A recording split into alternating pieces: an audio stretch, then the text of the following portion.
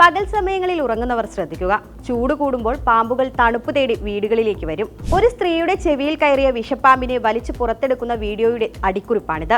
സമൂഹ മാധ്യമങ്ങളിൽ വൈറലാകുന്ന ഈ വീഡിയോയുടെ വാസ്തവമറിയാം. തലശ്ശേരി കോപ്പർട്ടി ഹോസ്പിറ്റലിന് സമീപം താമസിക്കുന്ന ലിബിനയുടെ ചെവിയിലാണ് വെള്ളിക്കെട്ടൻ എന്ന പാമ്പ് കയറിയതെന്നാണ് വൈറൽ വീഡിയോയിൽ പറയുന്നത്. ഫയർഫോഴ്സും ഫോറസ്റ്റുകാരും ചേർന്ന് മണിക്കൂറുകൾക്കകം പാമ്പിനെ പുറത്തെടുത്തെന്നും യുവതിക്ക് കടിയേറ്റില്ലെന്നും പറയുന്നുണ്ട്. നടത്തിയ കീവേഡ് പരിശോധനയിൽ നിരവധി പേർ ഈ വീഡിയോ പങ്കുവച്ചിട്ടുണ്ട്. എന്നാൽ തലശ്ശേരിയിൽ ഇത്തരമൊരു സംഭവം നടന്നതായി ഒരു മാധ്യമങ്ങളും വാർത്തകൾ നൽകിയിട്ടില്ല. വീഡിയോയുടെ ഉറവിടം പരിശോധിച്ചപ്പോൾ ഇൻസ്റ്റഗ്രാമിൽ നിന്ന് മറ്റൊരു വീഡിയോ ലഭിച്ചു.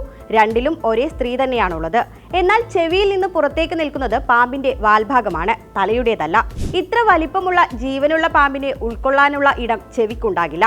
ഇനി അങ്ങനെ സംഭവിച്ചാൽ ഉണ്ടായേക്കാവുന്ന അസ്വസ്ഥതയൊന്നും സ്ത്രീ കാണിക്കുന്നുമില്ല.